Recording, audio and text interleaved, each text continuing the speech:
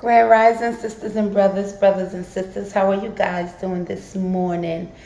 I just walked outside and OMG, y'all, I'm a water, moon chasing, free spirited child, and the moon is beautiful. I know the last full moon of 2020, well, not last full moon, the last super moon of 2020 is tomorrow, May 7th. I suggest if you're a moon lover to catch it, because I will. I know I'll be tired Friday, but I'll be outside in my backyard with my crystals and everything that I need to just sit there and take in what I need to take in. It is hump day, guys. It is hump day. We're almost there. These weeks fly by with no time. That's why time stands still for no man.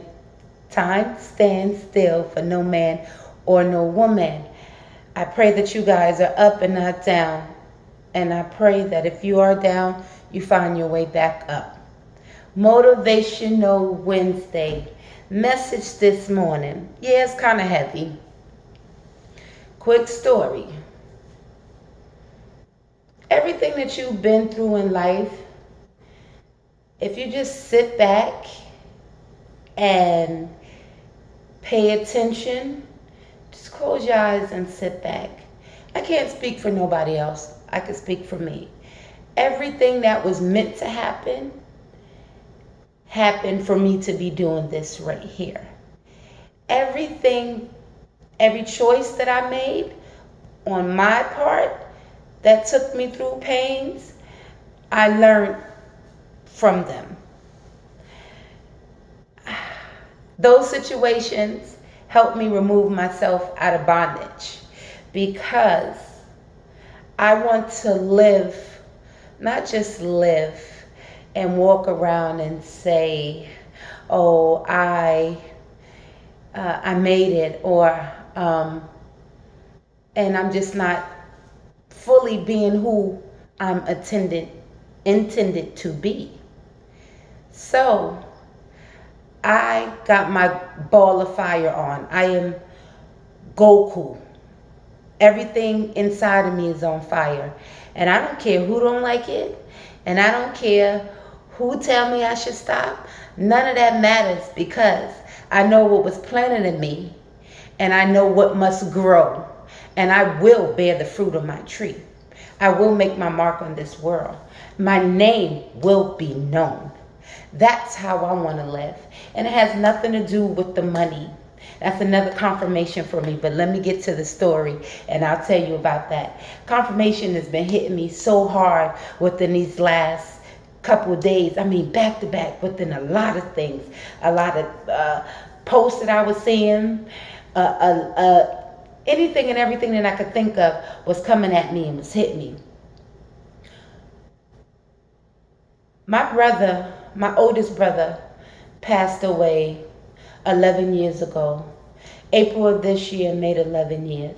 And when I tell you I was devastated because Kiana, that's all she had. It was always Kiana and her brothers. I'm the only girl that my mother had. But I was raised with all my first cousins, and we was raised as sisters. We tight. We were all that we had.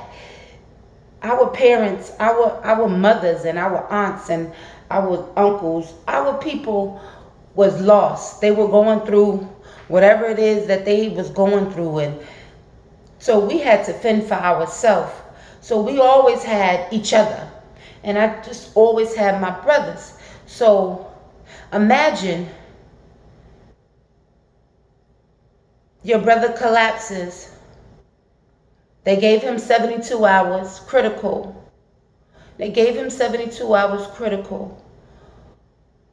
Within that fourth day, his body was going and doing all different kind of changes. My auntie, which is a strong prayer warrior, strong woman of God, she's praying so hard. She's telling my mom to do these certain things. We all are praying, everybody that loves him, because he was the leader of our family. He was that one. And he was that one of our generations. And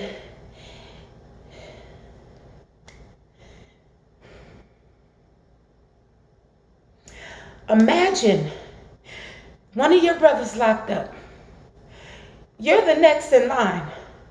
Your mother don't know what to do because she's so hysterical. She's so filled with pain. She's so sad. She's so lost. Her baby is laying there. She can't do anything about it. Your little brother, he don't know what to do. He's looking at you. Your mom is looking at you. You go in to talk to the doctors. They want to talk to you to what needs to be done next. My mom looks at me and says, Kiana, your brother always said he does not want to be on a ventilator. We have to honor his wishes. She said, but I can't do it. Look at my brother Terrell. He said, I don't know what to do. I don't know what to say. We can't do that. I don't want him to go. Looking at the doctors. My mind is going here. My mind is going there. It was all left up to me. That's why when I tell you I carry weight bigger than any fucking boulders on my shoulders, I carry weight. So I had to make that decision. I made the decision to take him off the ventilator. We took him off the ventilator. We're all hysterical. We're all filled with so much pain. We're all lost. We don't know why this is happening. I go home. He held on for 7 hours. I went home to tell my kids. When I tell you we are close, we are close. To tell my kids what happened. And we just sat in the den and they cried and they cried and they cried and they cried. They was filled with so much pain and they were filled with so much anger. They called me, Kiana, come back to the hospital. Come back to the hospital. We don't know how long he's going to hold on. So I rushed to the hospital. I lied to you not. It was like he was waiting on me. My mom was already there. Everybody else was already there. It was as if he was waiting on me until I got there. Because see, I'm the only girl. When I got there, I laid across my brother's legs. He held on for about an hour more. I laid across his leg. I was in so much pain. It felt as if one of my ribs was broken. As his breath weakened, as he went into where he was going at, as he was journeying on, as his spirit was released, being released, as he was there, every rib in me cracked. Every rib in me cracked. Every rib. When he took his last breath, I was in so much pain. An average person wouldn't understand what I'm saying. And I spoke to my auntie about this some years later when I went to Brooklyn and we went out to eat and I didn't understand. I still wanted to understand, why did I feel that pain? That pain did not go away until they removed me away from my brother. The further I got away from my brother, that's when the pain stopped. That's when the pain of my ribs stopped hurting. But the pain inside, I just screamed out of so much pain. I was lost for a long time. So I say, I will continue to do what I do. Because everything that I went through in my life was building me for this. Anyone that has ever had any pain, and we all have had pain, because you can't escape it. Use that. Use it as your fuel. Use it to pay attention to see where it is leading you. Change your mindset. When I begin to change my mindset, when I begin to look at things as, oh, wow, all of this was built because I was next in line. So now I'm the leader. And I have to lead because I told you before, it's just not for me. It's for my children. It's not just for my children. It's for my nieces. It's for my nephews. It's for any little girl out there that feels as if they're not worthy, or young man that may have went through some things. It's about forgiveness. It's about moving. It's about evolving into what you were meant to be, to what you are meant to be. Don't be afraid. Step out your box. Use that. Sit back. Get you a book. Put the pen to the paper. Write. See where it leads you at. This is where it led me.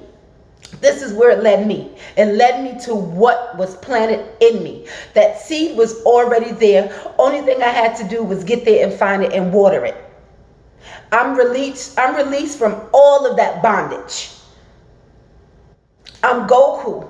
I'm on fire. And yes, I have tears in my eyes because I love my brother. And I talk to my brother every morning.